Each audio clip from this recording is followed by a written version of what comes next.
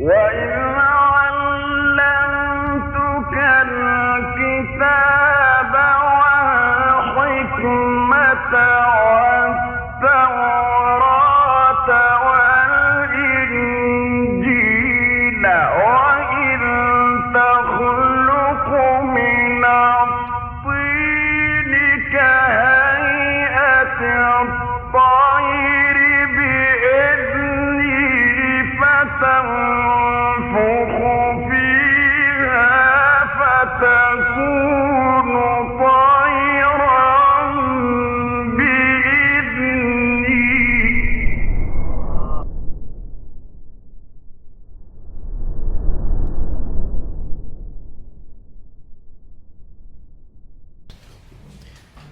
Bismillahirrahmanirrahim. Assalamualaikum warahmatullahi wabarakatuh.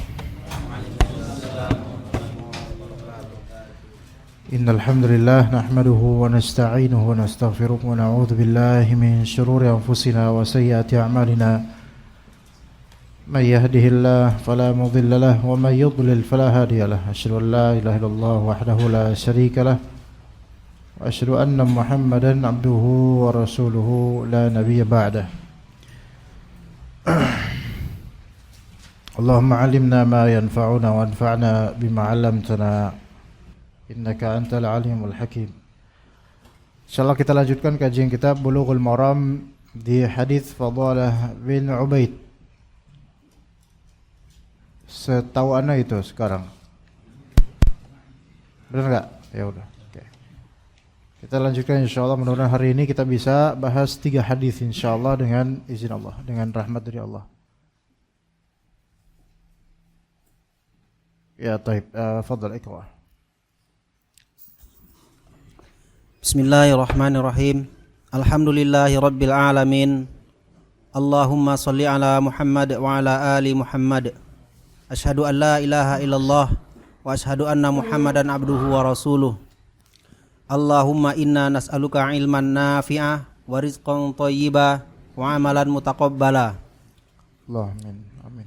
Qala al-muallifu wa an Fadalata ibni Ubaidin radhiyallahu anhu qala sami'a Rasulullah sallallahu alaihi wasallam rajulan yad'u fi salatihi wa lam yahmadillah wa lam yusalli 'ala an-nabi sallallahu alaihi wasallam faqala ajila hadha thumma da'ahu faqala idza shalla ahadukum falyabda bitahmidi rabbih wa thana'i 'alaihi thumma yusalli 'ala an-nabi sallallahu alaihi wasallam thumma yad'u bima syaa. Rawahu Ahmadu wa thalathatu wa sahahahu Tirmizi wa Ibnu Hibban wal Hakim. Baik. Hadis ini hadis baik. Dari Fadhalah bin Ubaid radhiyallahu anhu, beliau berkata, Rasulullah sallallahu alaihi wasallam mendengar seorang laki-laki yang berdoa di dalam salatnya, tapi dia tidak mengagungkan Allah dan tidak bersalawat kepada Nabi sallallahu alaihi wasallam. Maka Nabi sallallahu alaihi wasallam bersabda, orang ini terburu-buru. Kemudian beliau memanggilnya dan bersabda, apabila salah seorang dari kalian berdoa, maka hendaknya dia memulainya dengan mengagungkan Rabb-nya dan menyanjungnya, kemudian bersalawat kepada Nabi sallallahu alaihi wasallam, kemudian baru berdoa dengan apa yang dia inginkan. Diriwayatkan oleh Ahmad dan Imam 3 serta disahihkan oleh At-Tirmizi, Ibnu Hibban dan Al-Hakim. Baik, hadis ini dengan hadis berikutnya itu relevan, nyambung sebenarnya, nyambung dari segi makna, tema ya, tentang masalah salawat di salat, salawat di salat, yaitu di tasyahud atau kita katakan tasyahud akhir. Jadi Fadhalah bin Ubaid berkata, Rasulullah SAW mendengar seorang pria itu berdoa di salatnya. Berdoa di salatnya. Zahirnya ini wallahu alam ini di sebelum salam.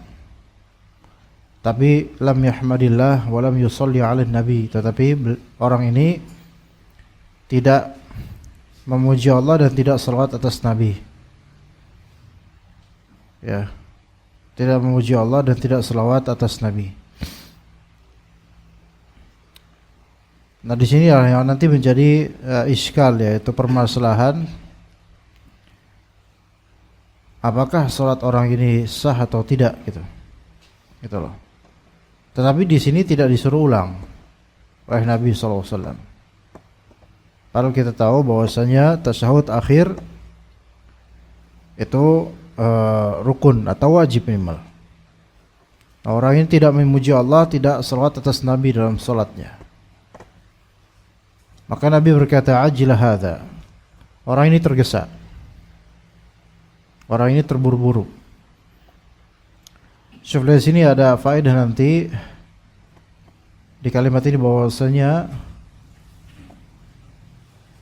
tidak apa-apa, bahwasanya boleh untuk melafalkan atau menyuarakan lafal doa dalam sholat selama tidak ada unsur riya, ujub dan mengganggu orang lain.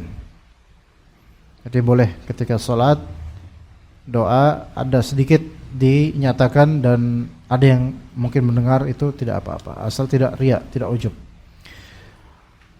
Thumma da'ahu, kemudian Nabi SAW panggil dia.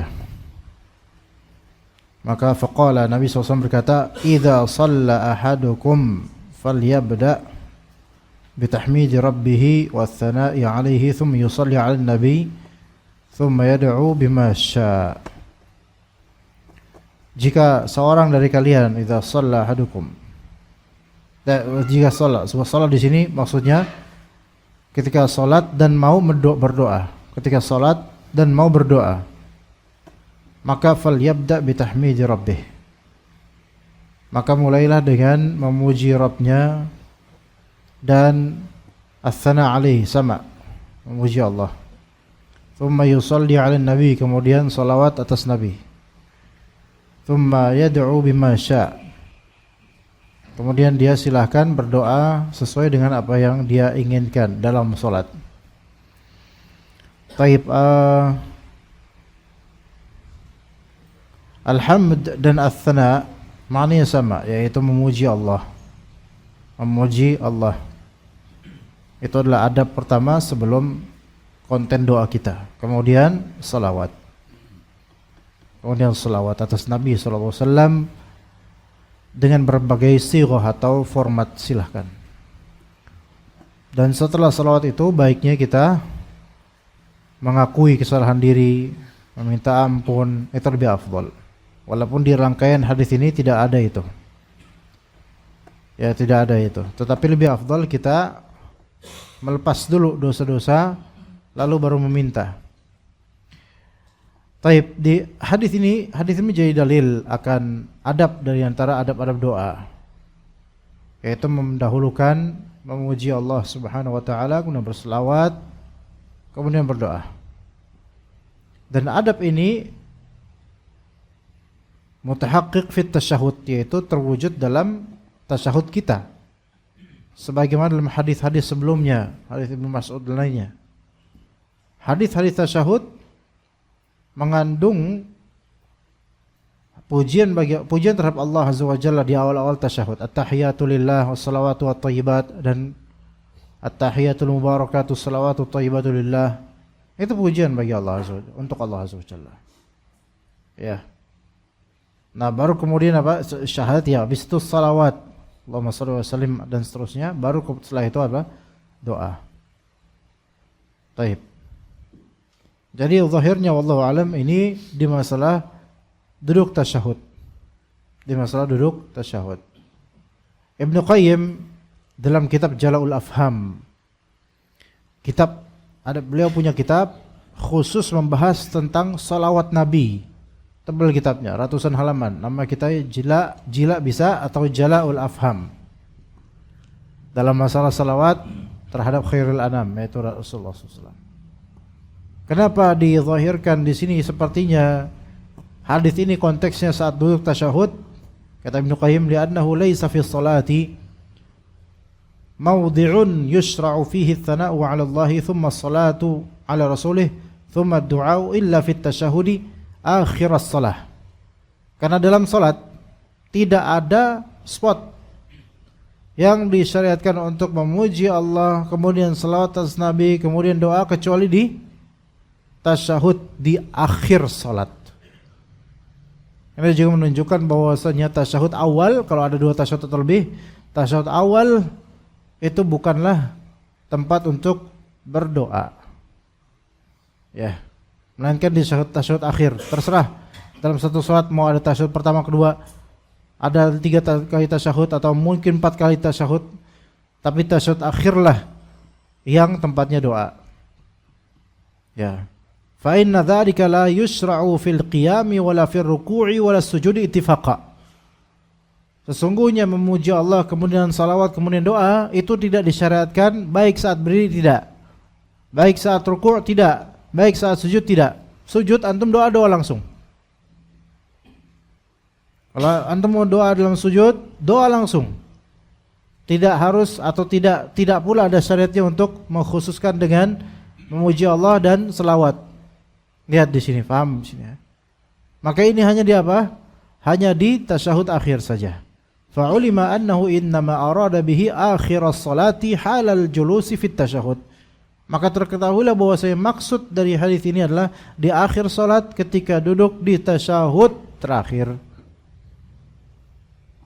Nah, taib, kemudian kita lihat tadi orang ini kan tidak tahiyatulillah wa salatu thayyibat. Kemudian orang ini juga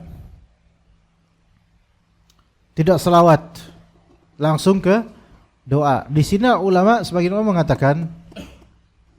ulama mengatakan selawat di tasyahud akhir sunnah bukan wajib. Paham? Sebagian ulama mengatakan begitu. Begitu juga kata sebagian ulama yang sama, tahiyat, salawat atau thayyibat itu di tasyahud akhir juga tidak sampai wajib, yang wajib tasyahud kata gitu. Berdasarkan hadis ini, seandainya itu wajib dan orang ini sengaja meninggalkannya, tentulah Rasulullah akan apa? Nyuruh ulang. Tapi ini enggak disuruh ulang dan delay oleh Nabi, ajilah hadza. Orang ini tergesa-gesa. Taib. Tergesa-gesa memang ada yang membatalkan sholat atau membatalkan amalan, ada. Ada tergesa-gesa yang tidak membatalkan amalan dan tetap diterima oleh Allah Azza wa Jalla. Namun tentu nilainya tidak sebaik orang yang khusyuk dan benar. Ada tergesa-gesa yang Rasulullah SAW suruh untuk apa? Sholat ulang. Yaitu ada seorang sahabat sholat sebegitu cepatnya, maka ketika salam dengan Nabi SAW, Nabi menjawab salam dan Nabi mengatakan, irji' fasalli fa innaka lam tusalli. Balik kamu sholat. Tadi kamu belum sholat, walaupun udah full sholatnya, tapi kamu dianggap belum sholat. Karena apa? Karena matuk-matuk kecepatan. Manakah ini ajalah atau isti'jal mubtil, yaitu ketergesaan yang membatalkan. Taib, sebagian ulama mereka menyatakan bahwasanya penilaian Rasulullah SAW akan ketergesaan orang ini yaitu berupa apa? Tidak membaca tahiyat, tidak membaca salawat, langsung doa gitu aja. Mungkin tasyahud ya, tapi langsung doa gitu aja. Maka kata sebagian ulama, ini ketergesaan yang tidak membatalkan ibadah, amalan ibadah. Oke. Nabi SAW juga menyatakan dalam suatu hadis. Ya, coba ana minta waktu berapa detik aja untuk menyebutkan hadisnya biar enak kalimatnya pakai bahasa Arabnya karena ana tidak hafal persis. Ana hafal persis walakinnakum tasta'jilun. Itu yang ana hafal lafalnya. Ada hadis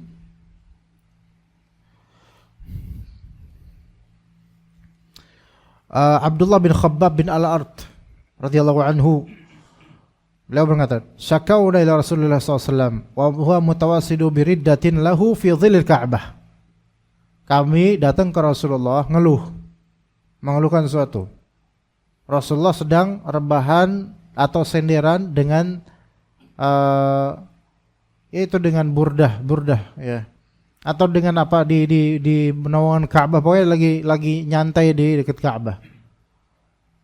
Maka kami komplain ke Rasulullah SAW, ngadu ke Rasulullah SAW. Ya. sebelum kita lanjut ke hadis ini, ada nggak yang antum bisa pelajari dari kalimat ini? Kami syakauna ila Rasulullah SAW. Kami mengadu ke Rasulullah SAW. Dan beliau sedang nyantai di naungan Ka'bah, di dekat Ka'bah. Ada faedah kehidupan. Orang itu kalau misal memimpin, itu harus siap dengan resiko apa? Komplainnya orang. Iya, siap disalahin. Gitu kan? Siap dianggap salah, dianggap peraturannya salah, settingannya salah, dan harus menerima aduan, ya. Itu begitu. Antum jadi pemimpin, jadi suami, wajar kalau istri antum ngadu apa-apa ke antum, bayaran ini itu. Wajar anak-anak antum minta apa-apa ke antum, bayaran ini itu. Ada masalah sama tetangga, ada masalah sama teman-teman dan seterusnya. Ya, maka itulah risiko pemimpin. Gitu. Dan di mana-mana pemimpin kayak gitu. Rasulullah SAW begitu. Ada orang ngadu-ngadu. Bahkan orang awam pun begitu. Coba ini. Antum masih ingat gak iklan obat batuk dulu? Tengah malam datang ke rumah Pak Haji. Oh, Pak Haji batuk. Ingat kan? Tahun 90-an dulu iklan. Flu ya? Apa obat apalah gitu, nggak tahu, mungkin apa obat nyamuk, bukan? Pokoknya obat lah yang nggak ada nyambungnya dengan kehajian Pak Haji ini. Tapi karena mungkin dia pemimpin daerah situ, menjadi public figure, sampai tengah malam kayak gitu, ya, begitu. Nah ini faedah, ya faedah, tahu sekalian, ya. Jadi semakin antum memimpin, semakin banyak yang komplain sama antum, gitu. Karena pemimpin itu di depan. Orang kalau di depan itu lebih kelihatan kesalahan dia, lebih gampang dikritisi. Ketika banyak orang mengkritik antum, melihat antum, komplain sama antum, itu menunjukkan antum di depan. Gitu. Tapi ketika orang enggak memperhatikan antum dan enggak ada yang mengoreksi antum, itu menunjukkan antum di belakang. Atau di antara mereka sama gitu ya. Maka kemudian karena mereka komplain akan keadaan hidup ya ketika itu. Maka kami bilang, para sahabat bilang, ala tastansir lana, ala tad'u lana. Ya Rasulullah, bisakah engkau minta pertolongan buat kami? Bisakah engkau mendoakan untuk kami? Maka kata Nabi sallallahu alaihi wasallam, qad kana man qablakum yu'khadhu ar-rajulu fayuhfaru lahu fil ard fayuj'alu fiha. Ada seorang dulu sebelum kalian, sebelum zaman kita, ada orang ditangkap, kemudian dibuat liang kubur untuk dia, dan kemudian dikubur hidup-hidup. Ada orang dulu kayak gitu. Thumma yu'ta bil minsar fayud'u ala ra'sihi fayuj'alu nisfain. Ada orang dulu ditangkap, kemudian diambilkan gergaji, kemudian ditaruh di kepalanya, kemudian dipotong dibelah dua orang ini hidup-hidup. Ada dulu orang kayak gitu. Ada juga wa yumshatu bi amshatil hadidi ma duna lahmihi wa 'azmihi. Dan kemudian disisir dengan sisir terbuat dari besi, yaitu kayak garpu atau sisir terbuat dari besi yang kemudian dicakar di tubuhnya sehingga tulangnya kelihatan dan dagingnya kelihatan. Bahkan ini boleh dikatakan qad kana man qablakum yu'khadhu ar-rajulu, ini satu orang mengalami 3 penderitaan ini, yaitu bisa aja ditimbun hidup-hidup dengan ini, ya, terus dipotong, kemudian juga diserit kayak gitu. Nauzubillah min dzalik, dari azab seperti itu. Tapi apa? Ma yasudduhu dzalika an dinih. Tapi hal itu tidak membuat dia lepas dari agamanya, dari agama Islam. Gitu. Ya. Jadi dulu orang begitu teguhnya, kalian sekarang dikit-dikit komplain. Padahal sebenarnya semua bisa.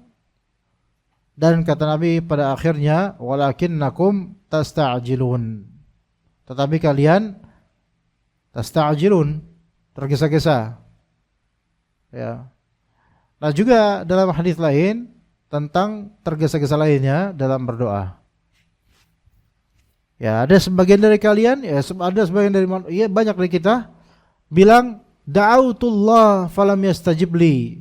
Saya sudah doa sama Allah, saya sudah minta tapi enggak dijawab-jawab. Ini juga namanya isti'jal. Ya. Apakah ketergesaan ini membatalkan amalan doa? Wallahu alam, belum tentu batal. Tetap sebagai doa. Cuman penyakitnya dia apa? Tergesanya ini. Selama kalimat ketergesanya masih wajar, ya Allah kenapa saya belum dijawab-jawab gitu? Masih wajar. Maka mudah-mudahan gak batal amalan doanya. Tapi kalau sampai menyalahi takdir, menggugat Allah, udah gak percaya lagi sama Allah, maka ini jangankan doa yang batal, khawatir imannya juga batal. Nauzubillah min dzalik. Ya. Jadi hati-hati dengan isti'jal dalam berdoa. Nah, ini termasuk isti'jal atau ajalah dalam berdoa, tergesa-gesa dalam berdoa yang tidak membatalkan amalan. Tetap Allah Ta'ala terima doanya. Tetapi adabnya kurang. Apa fungsi adab dalam berdoa? Fungsi adab dalam mempercantik ibadah itu jelas. Kemudian yang kedua, membuat Allah semakin ridho sama antum. Ya, dan konsekuensi ketiga, Allah semakin menjawab doa antum. Begitu. Kalau kita ke orang yang kita hormati aja, kemudian kita bertanya dengan adab, itu potensi dijawab itu lebih tinggi dibandingkan antum tiba-tiba nyelonong, salam kagak, wala salam, wala kalam, wala ta'am.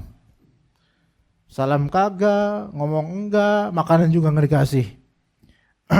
Tiba-tiba nanya gitu, tat lagi ngomongnya. Ya. Tapi coba bil kalam, bisalam, bit'am, kan zen. Antum salam, assalamualaikum Ustaz, gimana kabar antum? Kalam, bekhair antum Ustaz, masya Allah antum makin ganteng aja Ustaz, masya Allah. Ini ada makanan Ustaz buat antum. Kira-kira habis itu nanya dijawab nggak? Sebentar, tergantung makanannya apa nih. Ternyata dedak burung, ya jangan. Makanannya apa, gitu kan? Misalnya makanannya Pizza Hut, masya Allah. Misal, masya Allah, jazakallah khair akhi. Afwan Ustaz, ana mau nanya sesuatu. Fadol, tanya. Gitu. Ya. Oh, kok itu jawabannya gini akhi, gitu kan? Ya. Tapi kalau misalnya, iya assalamualaikum, gimana Ustaz, gitu. Oke, alhamdulillah bekhair. Tumben gak bawa kresek gitu kan. Ada tanya Ustaz, afwan ini kalau untuk nanya ana sempit waktunya, simpel aja dah gitu. Mulai beda kan. Kalau yang ini ustadznya yang bermasalah kalau ini, ya. Taib. Jadi ajalah ketergesaan kadangkala itu ada yang membatalkan amalan, ada yang tidak. Kemudian Rasulullah manggil dan idza shalla ahadukum falyabda bi tahmidi rabbih. Jika seorang dari kalian salat, maksudnya salat kemudian pengen doa, maka mulailah dengan apa? Dengan itu. Dengan hal itu, yaitu dengan memuji Allah. Dan kemudian apa? Salawat. Dan kemudian apa? Doa kontennya dan usahakan seperti yang Anda bilang pada pekan lalu, yaitu istighfar atau mengucapkan kalimat-kalimat yang menunjukkan kita i'tiraf, mengakui kesalahan kita. Dan boleh juga, ini kan konteks sholat, maka dikiaskan kepadanya di konteks lainnya. Nah, Nabi SAW mengatakan, orang kalau doa, yang maknanya nih, orang kalau doa, enggak muji Allah sebelumnya, enggak sholawat sebelumnya, dikatakan orang ini tergesa. Namun ini ketergesaan yang tidak membatalkan doa, enggak. Cuma kurang aja adabnya. Tapi kadang ada beberapa konteks yang silahkan antum doa tanpa memuji Allah dulu, tanpa selawat terlebih dahulu, enggak apa-apa. Iya, dalam baik itu ibadah murni saat lagi ibadah atau saat lagi waktu senggang lainnya. Boleh. Ya. Kayak misalnya doa di antara miqat. Kalau di antara miqat, di antara rukun apa? Yamani ke rukun Hajar Aswad dianjurkan apa? Baca apa? Rabbana atina fid dunya hasanah wa fil akhirati hasanah wa qina adzabannar. Itu kan doa, permintaan. Tapi apakah pujilah Allah sebelumnya dulu selawat? Enggak mesti. Gitu loh. Begitu juga saat-saat darurat, saat-saat ceplosan, saat-saat tiba-tiba lagi masak, kemudian teringat api neraka, kemudian minta, ya Allah, lindungi saya dari api neraka. Ini doa, apakah mesti kemudian dengan selawat? Nah, konteks-konteks seperti ini nggak apa-apa. Konteks seperti ini nggak apa-apa, ya. Nggak apa-apa. Masih bagus itu istighfar. Sebagian orang ayam itu masih bagus. Istighfar, astagfirullah. Ya, bagus. Antum kalau di pasar-pasar sama mama malah ngomong jorok biasanya mama tuh. Ini masih bagus istighfar, ya. Alhamdulillah nggak ada yang latah di sini. Kalau latah ceramah dia langsung kaget. Oke, kita lanjut ke hadis berikutnya, ikhwan. Kaifiyatus salat ala Nabi SAW. Fadhal.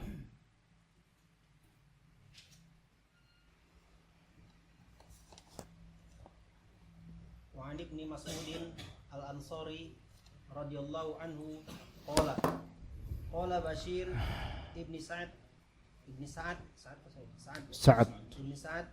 ya Rasulullah amarana Allahu an nusalli alaika fa kaifa nusalli alaik fasakata thumma qala qulu Allahumma salli ala Muhammad wa ala ali Muhammad kama sallaita ala Ibrahim wa barik ala Muhammad wa ala ali Muhammad kama barakta ala Ibrahim fil alamina innaka Hamidum Majid wassalamu kama alimtum rawahu Muslim. Oke. Wa zada Ibnu Khuzaimah fi fa kaifa nusalli alayka idza nahnu sallaina alayka fi salatina.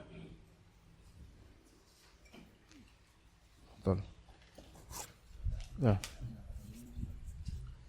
Dari Abu Mas'ud Al-Ansari radhiyallahu anhu, beliau berkata, Bashir bin Sa'ad berkata, wahai Rasulullah, Allah memerintahkan kepada kami agar bersolawat kepada Anda. Lalu bagaimana kami bersolawat kepada Anda? Nabi SAW diam, kemudian bersabda, ucapkanlah, ya Allah, limpahkanlah solawat kepada Muhammad dan keluarga Muhammad sebagaimana engkau telah melimpahkan solawat kepada keluarga Ibrahim. Berilah keberkahan kepada Muhammad dan keluarga Muhammad sebagaimana engkau telah memberi keberkahan kepada keluarga Ibrahim di antara penduduk alam semesta. Sesungguhnya engkau maha terpuji lagi maha agung. Adapun salam, maka itu sebagaimana telah kalian ketahui, diriwayatkan oleh Muslim.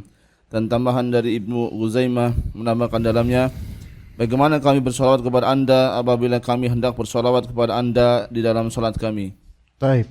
Yang masalah salawat dari hadis dari Bashir bin Sa'ad radhiyallahu anhu, dan beliau berkata kepada Rasulullah, ya Rasulullah, amarana Allahu an nusalli alaik. Wahai Rasulullah, Allah memerintahkan kepada kami agar bersalat kepada Anda. Apakah di sini para sahabat atau Bashir bin Sa'ad mendapatkan wahyu dari Allah atau ilham dari Allah? Enggak. Allah memerintahkan kepada para sahabat melalui siapa? Melalui Nabi Muhammad SAW gitu. Maka boleh juga dalam khutbah, dalam perbincangan kita bilang Allah memerintahkan kepada kita begini-begini. Ya boleh. Karena maklum bahwasanya itu melalui risalah kenabian, bukan Allah langsung merintahkan kepada kita langsung kita dapat wahyu, bukan gitu. Jadi boleh Allah memerintahkan kita untuk seperti ini, seperti itu. Atau kita nasihatin teman kita atau istri kita atau anak kita, Allah perintahkan kamu untuk menunaikan amanah. Nah, boleh gitu. Itu bukan berarti turun wahyu kepada kamu, bukan. Tapi segala perintah dari Nabi SAW adalah perintah Allah SWT untuk kita. Begitu. Ya Rasulullah, Allah memerintahkan kepada kami agar kami selawat atasmu. Fa kaifa nusalli alaik? Lalu bagaimana kami berselawat kepadamu? Caranya gimana? Fasakata, maka Nabi SAW kemudian diam. Dan dalam redaksi lain, dalam redaksi Imam Muslim, fasakata Rasulullah SAW hatta tamannaina annahu lam yas'alhu, hatta tamannaina annahu lam yus'al anhu, atau ya seperti itu. Maka kami pun, apakah Rasulullah SAW diam sampai kami itu berandai-andai seandainya tadi nggak ditanya Rasulullah, takut keberatan. Jadi diam terus gitu. Jadi nggak enak yang nanya gitu. aduh, jadi nyesel nanya gitu kan. Dan dalam riwayat At-Tabrani dikatakan fasakata hatta ja'al wahyu. Setelah ditanya begitu Rasulullah SAW diam sampai datang wahyu. Ya.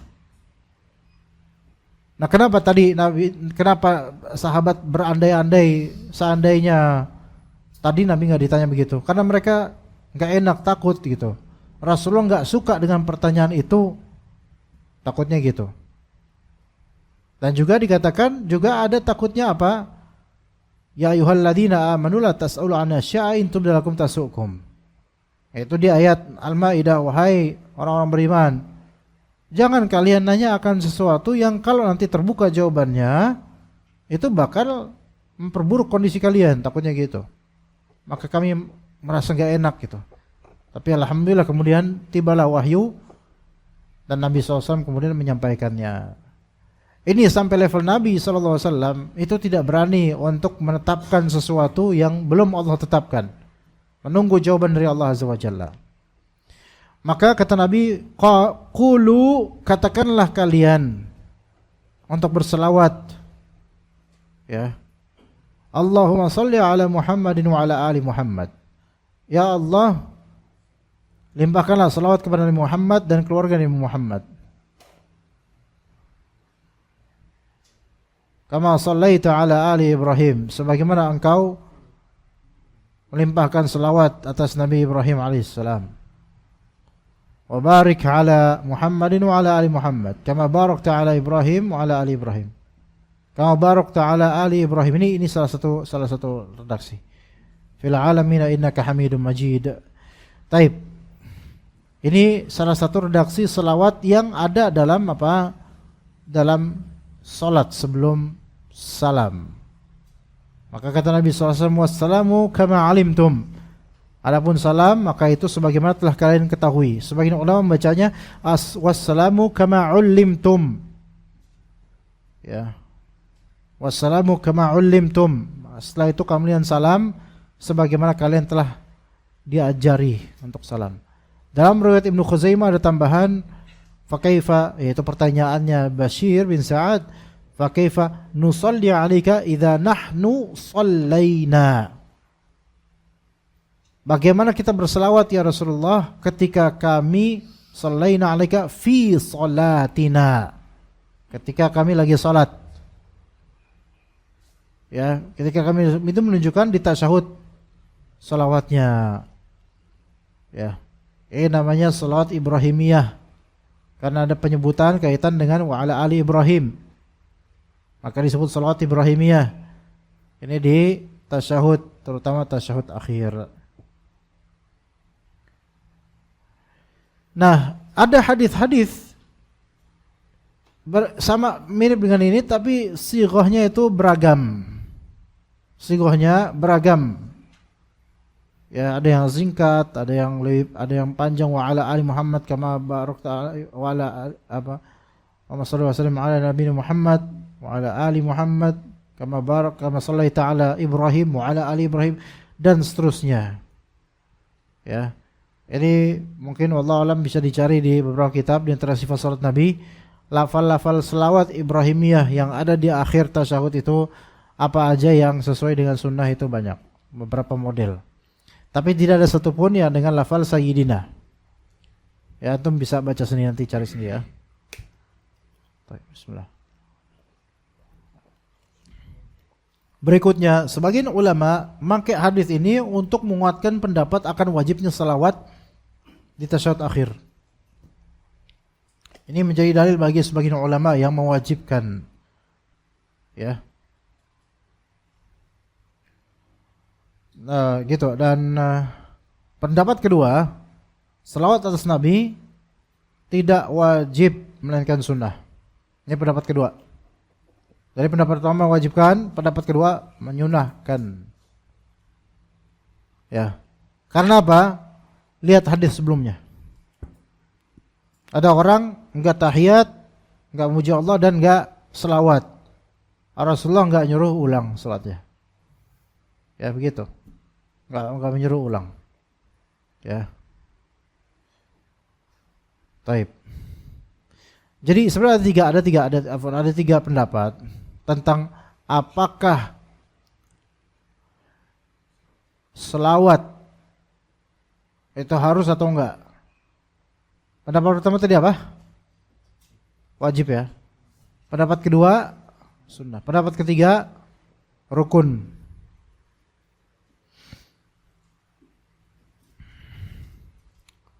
Pendapat ketiga rukun.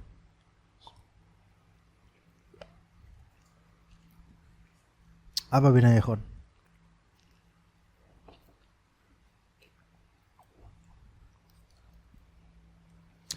Kalau yang sunnah jelas ya, kalau sunnah ketinggalan atau sengaja atau enggak masalah.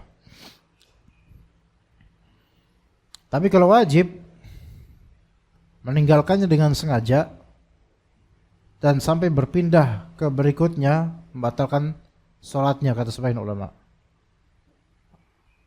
Begitu juga rukun, kalau sengaja tinggal, maka enggak sah sholatnya. Apalagi enggak sengaja, kalau rukun enggak sengaja tinggal aja bisa enggak sah sholatnya.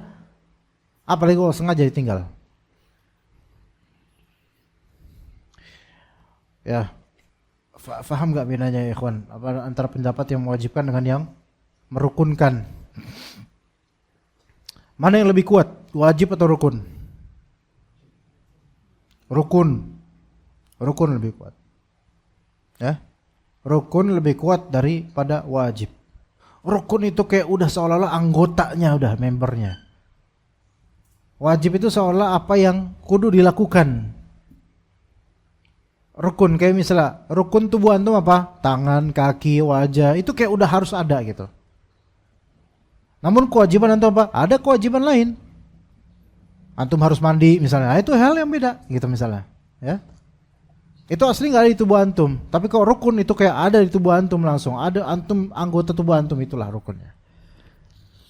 Itu bedanya. Nah, konsekuensinya juga wajib dan rukun.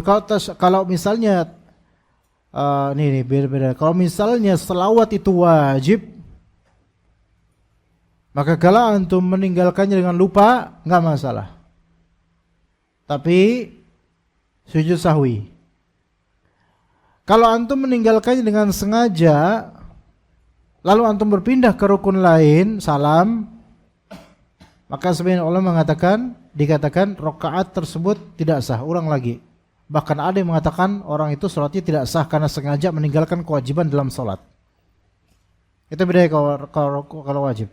Adapun rukun, kalau rukun sholat, antum lupa mengucapkannya, atau lupa melakukannya, maka ketika kalau sudah berpindah rukun seperti salam, maka diulang rakaat tersebut. Tapi kalau antum meninggalkannya dengan sengaja, maka batal sholat tersebut. Tinggalin dengan sengaja, udah niatan nggak sih nggak mau sholat kemudian menutup sholat gitu aja. Maka bagi yang menyatakan rukun ini lebih dahsyat lagi, yaitu meninggalkan dengan sengaja, sholat totalnya apa? Tidak sah. Ya. Nah, kebanyakan ulama lebih berpendapat yang apa? Lebih berpendapat bahwasanya itu disunahkan. Tapi pendapat yang mewajibkan itu cukup kuat sebenarnya, kuat. Ala kulli hal, lakukanlah itu untuk menghindari khilafiyah. Bagaimana dengan tasyahud awal? Kalau emang soal itu tasyahud, apakah sunnah atau tidak? Pendapat pertama, bahwa saya tetap disyariatkan tasyahud awal. Ini pendapat Imam Syafi'i. Ya. Juga Syekh bin Baz, Syekh Albani pendapatnya ini. Disyariatkan tetap, artinya masih boleh atau sunnah, tidak wajib. Pendapat kedua, selawat atas Nabi tidak disyariatkan kecuali di tasyahud awal saja. Tidak disyariatkan di tasyahud awal, hanya di tasyahud akhir saja. Ini namanya qaul qadimnya Imam Syafi'i. Dulu Imam Syafi'i sebelum ke Mesir, beliau berpandangan bahwasanya tasyahud awal disyariatkan. Setelah beliau ke Mesir, qaul jadidnya beliau, perkataan barunya beliau, tasyahud akhir, tasyahud hanya disyaratkan di tasyahud akhir saja. Ada perbedaan pendapat dalam satu imam saja. Imam Syafi'i dulu bilang bahwasanya salawat atas Nabi hanya salawat atas Nabi gimana tadi bilang? Disyariatkan di tasyahud awal. Enggak, qaul qadim pendapat lamanya. Tidak disyariatkan di tasyahud awal. Cuma di tasyahud akhir saja. Itu pendapat lamanya Imam Syafi'i. Pendapat barunya Imam Syafi'i, salawat atas Nabi tetap disyariatkan di di tasyahud awal, di tasyahud akhir, tasyahud kedua, pokoknya gitu. Begitu. Itu pendapat barunya Imam Syafi'i. Paham di sini, kan? Maka bisa dikatakan kalau misalnya antum imam masjid di sini di Indonesia kalau pakai mazhab Syafi'i, terus habis itu tasyahud awalnya agak lama karena baca selawat, apalagi mereka rata-rata cinta selawat, bahkan ada menelurkan album selawat, itu mungkin ngikutin mazhab Syafi'i versi perkataan barunya Imam Syafi'i gitu. Ya, adapun yang berpandangan yang tadi, pendapat lama Imam Syafi'i di tasyahud awal enggak disyariatkan. Ini juga pendapatnya Imam Abu Hanifah, Imam Malik, Imam Ahmad. Kebanyakan banyak ya. Tasyahud salawat hanya ada di tasyahud akhir bagi mereka. Oke? Begitu khilafiyahnya. Ya. Dan untuk keluar dari khilafiyah gimana dong? Wallahu alam. Ya bisa aja dia antum mau tasyahud di awal enggak masalah. Sunnah, enggak masalah. Aku tasyahud sih apa namanya? Selawat di tasyahud ketukar mulu sebenarnya. Selawat di tasyahud awal. Itu enggak masalah, bagus-bagus saja. Kalau antum pakai pendapat yang kedua nih. Tasyahud awal itu enggak ada selawat. Tapi antum makmum, imam antum lebih lama nih kalau tasyahud awal dia selawat. Antum ngapain dong? Istighfar. Bukan waktunya istighfar ketika itu. Diam. Aku diam fadhal. Ya. Cuman takutnya kalau diam terus ngerasa bersama kok saya diam ya. Gitu kan? Sok gimana antum? Ana pengen tahu antum gimana? Gimana antum? Selama ini gimana? Selawat. Kalau imam ini selawat. Oke. Atau antum subhanallahin? Subhanallah. Takutnya ini tasyahud akhir nih imam padahal masih tasyahud awal. Subhanallah. Subhanallah. Harus maklumi mungkin imam ini berselawat. Gitu kan? Antum selawatlah. Karena mengisi dengan apa yang memang di tasyahud akhir juga dengan selawat, maka tasyahud awal silakan selawat. Baik, kita lanjut ke hadis berikutnya. Tafadhal. Baik, Masya Allah. Sebelum kita ke sini dulu, biar aura ngantuk Anda agak hilang sedikit. Anda pengen cerita sesuatu dalam ta'lim atau pengajaran ya. Murid tuh ada beragam macam kan. Ada yang ngeliatin ustadznya atau gurunya, ada yang enggak, ada yang sambil nyatet, ada yang kadang lihat, ada yang kadang nyatet, dan seterusnya. Ya, beragam. Ya.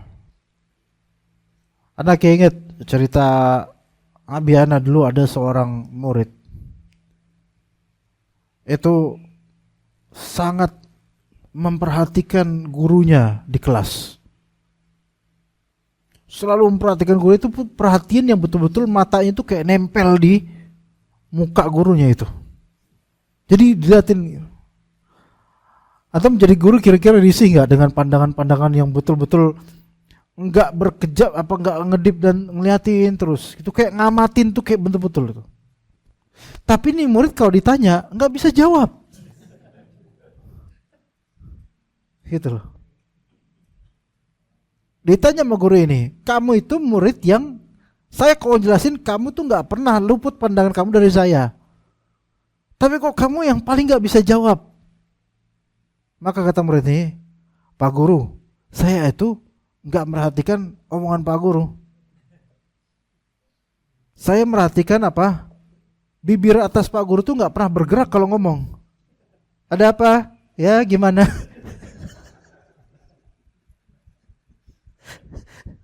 Itu kan cerita Pian. Dulu kayak gini nggak disebut body shaming kalau dulu. Oh sekarang body shaming. Iya. Sekarang namanya ini pembulian terhadap guru kalau sekarang. Gitu. Nah tadi agak ngantuk Ikhwan, agak ngantuk. Gimana caranya supaya nggak ngantuk ngejelasin? Lagi ini hadis Nabi yang penting banget ya abis ini. Pas anak kayak gini cari apa ya, mau cerita apa ya? Ya anak ngeliat kameramen anak ngeliatin anak. Dari situ terinspirasi akhirnya. Oh ada cerita dulu kayak gini. Jangan-jangan dia ngeliatin anak, ngeliatin bibir anak doang. Jangan-jangan. Oke. Ini ada hadis Abu Hurairah radhiyallahu anhu. Ini hadis yang ayo kita amalkan sebagai sunnah Nabi. Dan seolah-olah kita wajibkan untuk diri kita agar jangan meninggalkan ini. Karena ini sangat futuristik. Sangat berkaitan dengan keselamatan masa depan. Kata Rasulullah SAW, "Idza tasyahada ahadukum falyasta'idz billahi min arba'." Jika seorang dari kalian bertasyahud, saya lihat di sini. Jika seorang dari kalian bertasyahud, ingat, ana pernah menyatakan bahwa saya istilah tasyahud itu kadang untuk menjabarkan paketan dari apa-apa yang ada di duduk tasyahud itu, dari tahiyat, doa salam, assalamualaikum ya nabi, dari kemudian asyhadu an la ilaha illallah wa asyhadu anna rasulullah, baru kemudian salawat. Maka jika kalian tasyahud, dan ini maksudnya tasyahud akhir. Karena tasyahud awal itu bukan tempatnya berdoa. Ya, tasyahud awal biasanya setelah syahadat atau salawat naik bangkit lagi. Tempatnya doa apa? Sebelum salam. Ini berarti sebelum salam, tasyahud akhir. Maka falyasta'idz billahi min arba', maka hendaklah dia meminta perlindungan pada Allah dari 4 hal. Dan 4 hal ini subhanallah kita belum dan tidak merasakannya sekarang. Yang pertama, Allahumma inni a'udzubika min 'adzabi jahannam wa min 'adzabil qabr wa min fitnatil mahya wal mamat wa min fitnatil masiihid dajjal wa min syarri fitnatil masiihid dajjal. Dari semua ini belum kita rasakan secara komplit, kecuali mungkin fitnatil mahya jika itu ditafsirkan yaitu fitnah-fitnah dalam kehidupan. Mungkin bisa. Tapi sebagian ulama menafsirkan fitnatul mahya, nanti kita sebutkan tafsirannya nanti insyaallah. Pertama, Allahumma inni a'udzubika min 'adzabi jahannam. Ya Allah, saya berlindung kepada Engkau dari azab jahannam, dan jahannam itu adalah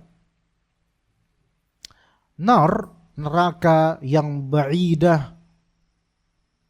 Ya, di neraka api yang besar menyala-nyala dan jauh sekali, dasarnya itu jauh banget, jauh banget. Dan sebenarnya jahanam ini adalah lafal, adalah isim, nama dia, di antara nama api. Na'udzubillah min dzalik. Kemudian di sini isti'adzah min 'adzabi jahannam. Minta kepada Allah Azza wa Jalla perlindungan dari azab ini. Na'udzubillah min dzalik. Ada sebabnya enggak Allah mengazab seseorang? Pasti ada sebabnya. Yaitu kekufuran dan maksiat. Itu sebabnya. Maka meminta perlindungan supaya enggak masuk neraka artinya sama dengan meminta perlindungan agar tidak ditakdirkan atau tidak melakukan kekufuran atau maksiat. La haula wala quwwata illa billah. Dan tentu kufur, maksudnya kufur akbar di sini tentu itu naudzubillah, dosa-dosa sebesar-besar dosa. Naudzubillah min dzalik. Ya, kemurtadan, kekufuran, kesyirikan, maksiat ada ragamnya, ada levelnya, ada maksiat kubur, dosa besar, kabairudz dzunub, dan ada shaghair. Dan maksiat dosa besar ini yang berbahaya jemaah. Ya, dosa kecil berbahaya juga. Ya, kalau misalnya ditumpuk diterusin terus-menerus besar jadi dosa besar. Tapi sekali dosa besar, maka itu sudah danger, sudah bahaya. Apalagi kalau dirutinkan. Khawatir menjadi ron ala qulubihim. Menjadi apa? Noktah yang berkumpul di hati sehingga hitam menggulita semuanya. Allahumma inni a'udzubika min adzabi jahannam. Kemudian wa min adzabil qabr. Berlindung pada Allah dari azab kubur.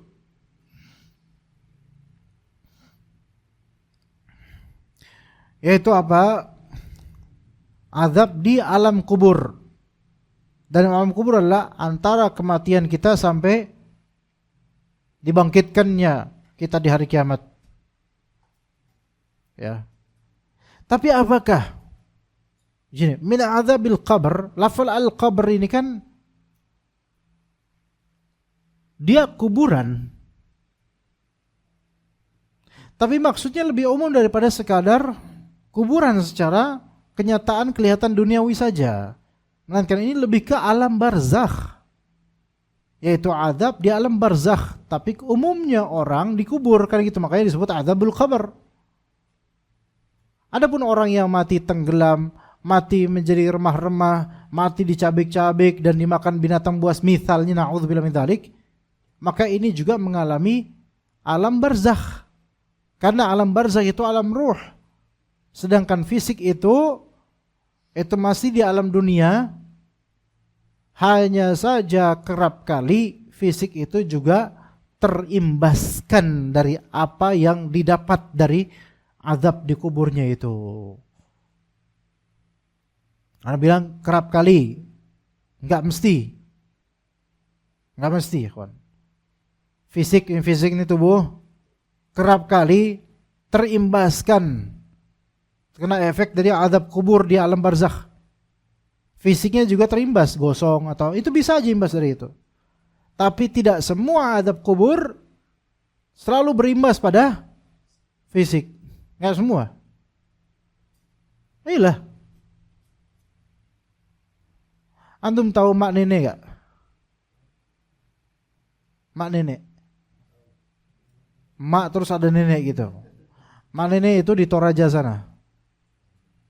Sulawesi kan, kalau misalnya Sulawesi Selatan, bagian selatan itu kan Muslim rata-rata ya.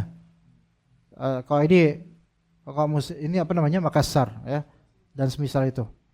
Ada Sulawesi yang Kristen ada, dan Kristennya tradisional. Daerah Toraja ya diantaranya Toraja. Ada juga daerah lain. Ada tahu orang Toraja sini? Ada kah? Nggak ada.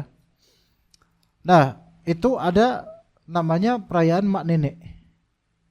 Itu mayit-mayit di sana dibalsemin di apa? Jadi mereka nggak dikubur di kuburan nih, kon. Kadang di peti ya, kadang dipajang, atau ketika di perayaan mak nenek itu mereka akan dipajang di jalan, di depan rumah. Itu manusia tadinya itu. Dan bentuknya itu subhanallah. Mudah-mudahan nggak ditonton sama orang Toraja ini. Kalau ditonton ada dibilang nggak toleran. Tapi kelihatannya ada yang mukanya serem. Coba sekarang kalau misalnya semua azab di alam barzakh itu semuanya harus berimbas ke fisik jasad dari manusia ini, maka pastilah ini sudah sekarang karena kufur semua, kan mati kafir semua itu. Ya, akan terimbas, azabnya kelihatan. Jadi kaidahnya adalah tidak menutup kemungkinan. Kerap kali azab kubur alam barzakh itu berimbas pada apa? Fisik mayit.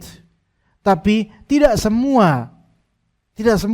Itu terserah Allah mau berimbas, mau kapan berimbas, siapa yang diimbasi, terserah Allah. Dan kerusakan fisik mayit muslim itu tidak harus disimpulkan dia dapat azab kubur. Paham gak di sini, kawan? Kerusakan di fisik mayit muslim di kuburnya tidak mesti apapun itu, walaupun dia kebakar di kuburnya, itu tidak mesti langsung dianggap dia sedang diazab. Itu enggak. Karena ini gaib. Atau kaidah pemutusnya adalah tidak bisa kita memvonis seseorang dapat azab kubur atau nikmat kubur completely dari muslim. Gak bisa. Dah, selesai. Adapun untuk orang yang kafir kepada Allah Azza wa Jalla, mau dia kelihatannya masih awet ke atau udah hancur, maka kita katakan wallahu alam, di kuburnya dia sedang diadab, dah selesai. Sebagaimana orang-orang kafir pada umumnya. Adapun muslim, maka nggak boleh. Nggak boleh. Walaupun dibongkar misalnya, terus masuk majalah Hidayah, ya kena azab kubur karena waktu masih hidup selalu ngatain bujang gitu misalnya. Ya. Nah, itu nggak bisa kita vonis dia sedang diazab kubur. Kecuali kalau kita misal Rasulullah, karena dapat ilham dan wahyu dari Allah. Adapun indikasi-indikasi seperti ini, itu nggak bisa. Udah, tetap itu gaib. Udah, jangan buka pintu itu. Karena ketika pintu itu dibuka, akan buka pintu lainnya. Pintu suudzon, mengorek dosa orang tuh, ya kan? Iya beneran lah. Dan antum kok keluarga mayit ini mau nggak digituin mayit antum? Nggak mau. Walaupun betul dia punya dosa dulunya, tapi nggak boleh digituin. Kita capek-capek kita doain, kita mintain ampunan sama Allah. Terus orang-orang pada vonis dia sedang kena azab kubur. Subhanallah. Nggak boleh seperti itu, cuma hati-hati. Dalam ini masalah akidah. Masalah akidah, apalagi tentang sesama muslim. Kalau kita tahu dia mati dalam keadaan muslim, hatta dia ahli maksiat, apapun tragedi, kenyataan, cara matinya atau apanya, itu udah lepas dari pikiran kita. Bagaimana alam barzakhnya, akhiratnya, lepas. Nggak boleh kita terawang. Belum tentu benar dan mungkin salah. Hati-hati ini. Karena kadang di kalangan orang awam gini loh, kalau ada kenyataan nih, ini matinya ketabrak kereta, terus daging-dagingnya masih berpencar, belum terkumpul, terus jadi arwah penasaran. Malam-malam kapan tahu, kadang kelihatan dia masih diri di situ. Kayak di Facebook, legend says that he is still standing on there, gitu, kayak masih kayak gitu. Wah ini arwah gentayangan nih, ya. Terus wah ini kayaknya dia di kuburnya penasaran. Ini kan sok tahu, nggak boleh kayak gitu. Emang tahu dari mana kita alam kubur dia? Terus habis itu dianggap masuk ke mimpi-mimpi orang, atau ketemu sama orang terdekat dari Allah itu bilang, saya masih kemana-mana ini karena jari saya masih ketinggalan di semak-semak. Subhanallah. Percaya lagi orang kayak gitu. Dicari besoknya ternyata benar masih ada jarinya. Jari tengah lagi kayak gini. Akhirnya kemudian ditaruh kuburan, mulai rest in peace. Iya. Bukan peace PISS, kalau itu artinya kencing. Nah, itu kan berarti dia mencari sesuatu dari khurafat. Ini yang diinginkan syaitan. Ini kalangan awam itu banyak-banyak yang begitu. Ketemu beneran ikhwan. Akhirnya wah ini namanya roh penasaran. Karena ada bagian dirinya atau benda-bendaan yang ketinggalan. Itu syaitan yang nyuruh orang supaya nyari, sehingga mereka itu melakukan amalan dan perbuatan hasil suruhan syaitan. Ketawa syaitannya. Gitu. Padahal kan orang ini udah dikubur. Alamnya udah beda. Udahlah, nggak usah dipikirin.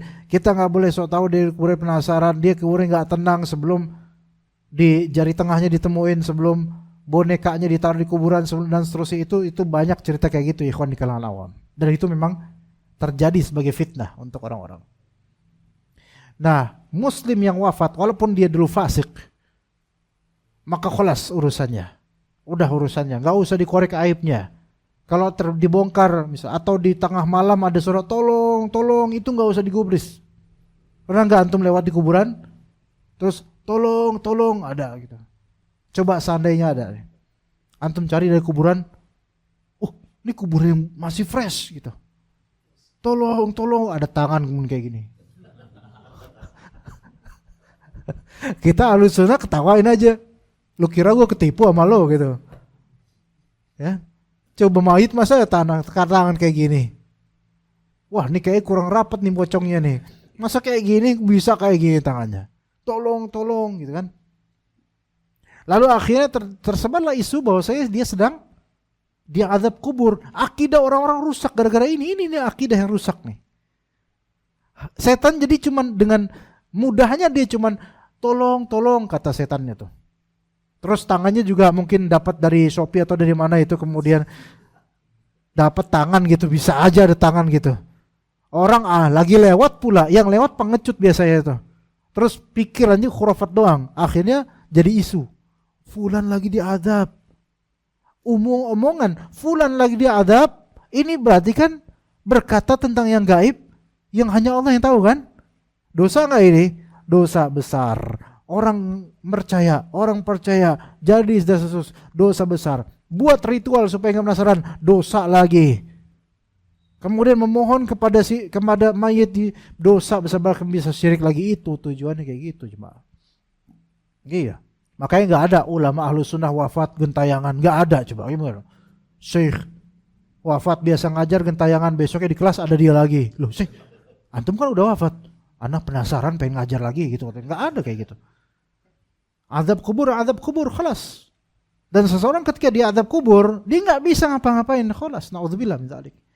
Udah enggak bisa ngapa-ngapain. Dan kita berlindung pada Allah dari azab kubur ini. Gaib, dah. Itulah pikirin ketika seseorang dia azab kubur, karena ini gaib bagi manusia yang di dunia nyata ini, gaib. Berarti dia enggak bisa minta tolong sama siapapun. Udah khalas nasibnya di situ. Nauzubillah min dzalik. Dan mudah-mudahan kalau memang dia muslim dapat azab kubur, mudah-mudahan itu sebagai peringan bebannya untuk hari akhir. Maka ikhwan sekalian, kalau kita sekarang dapat apa, entah itu hukuman, entah itu azab di dunia, kesulitan di dunia, apapun itu, antum pikirin bahwasanya azab berikutnya di kubur, di akhirat jauh lebih susah. Maka minta sama Allah mudah-mudahan ini menjadi penebus supaya ringan wafatnya kita, ringan kuburnya kita, ringan akhirat kita. Nih sekarang aja nggak apa-apa, dijalanin aja. Jalin aja apa yang sulit bagi antum. Kalau itu takdir Allah, amanat buat antum, titipan takdir buat antum, jalin aja, bismillah. Ya, kemudian wa min fitnatil mahya wal mamat. Itu yang ketiga. Dari tafsiran fitnatil mahya wal mamat itu ada beragam. Dan al-fitnah itu imtihan, ibtila, ikhtibar, ujian. Al-mahya itu kehidupan, al-mamat kematian. Ini ada beberapa pandangan ulama. Ada yang mengatakan fitnatul mahya itu adalah fitnah yang terjadi ketika ihtidar atau sakaratul maut. Dia masih hidup dan ketika itu fitnahnya besar. Kata sebagian ulama, fitnatul mahya ini yaitu saat sakaratul maut, sebagian orang, enggak semuanya, beberapa orang akan dihadirkan secara tipu daya, dihadirkan syaitan. Kadang-kadang berwujud manusia, orang soleh dan seterusnya di akhir hayatnya, untuk menjerumuskan dia menuju syirik atau menuju maksiat atau hal-hal lain sehingga dia bisa mati dalam keadaan su'ul khatimah. Itu fitnatul mahya. Paham gak di sini, kawan? Ada sebagian di antara riwayat, ada riwayat dari ulama tentang Imam Ahmad bin Hanbal. Ketika anaknya menyuguhi sesuatu, ini lagi sakaratul maut atau lagi susah-susahnya, payah-payahnya.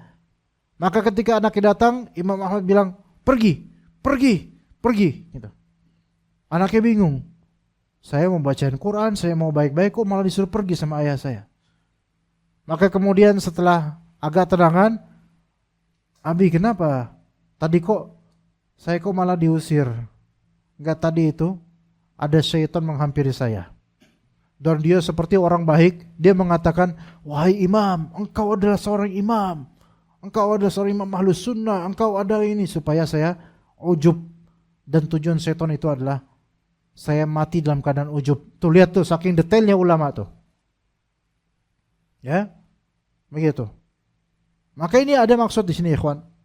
Ketika orang sakaratul maut, antum memang motivasikan dia untuk husnudzon pada Allah, bukan husnudzon pada amalan antum. Paham di sini? Nabi SAW mengatakan apa? Yang mananya? Janganlah seorang dari kamu wafat kecuali dalam keadaan husnudzon pada Allah. Bukan husnudzon pada keamalan sendiri, husnudzon pada Allah. Maka ketika antum mentalkin orang, talkin la ilaha illallah dan jangan puji-puji kehebatan dia saat itu. Nah, ya antum gak apa-apa, antum tuh masya Allah, antum tuh orang hebat, antum tuh udah banyak jasa antum. Sehingga dia berbesar hatinya karena apa? Ujub. Kecuali kalau antum nisbatkan kepada Allah, Allah telah memberikan antum hidayah, Allah telah memudahkan antum mensoleh, maka antum harus bersyukur sama Allah, sehingga amal antum Allah kasih banyak, mudah-mudahan Allah muliakan antum. Nah itu nisbatkan kepada Allah. Jangan buat orang ini ujub dengan dirinya. Karena ini bentar lagi wafat kemungkinan. Khawatirnya dia wafat dalam keadaan ujub, na'udzubillah min dzalik. Ya. Gitu, ya. Ini fitnatul mahya di antara tafsirnya. Wal mamat. Nah, kalau tadi tafsir fitnatul mahya seperti itu, maka fitnatul mamat yaitu setelah wafatnya itu apa? Ya, dari azab kubur, pertanyaan dalam kubur dan seterusnya. Atau makna kedua fitnatul mahya yaitu segala tragedi dan fitnah di kehidupan kita secara normal ini. Nah, fitnatul mamat yaitu kematian itu sendiri. Yang terakhir, wa min syarri fitnatil masihid dajjal, dan dari keburukan fitnah al-masih ad-dajjal yang menipu banyak dari manusia atau kebanyakan manusia saat munculnya dia di muka di banyak tempat di muka bumi ini.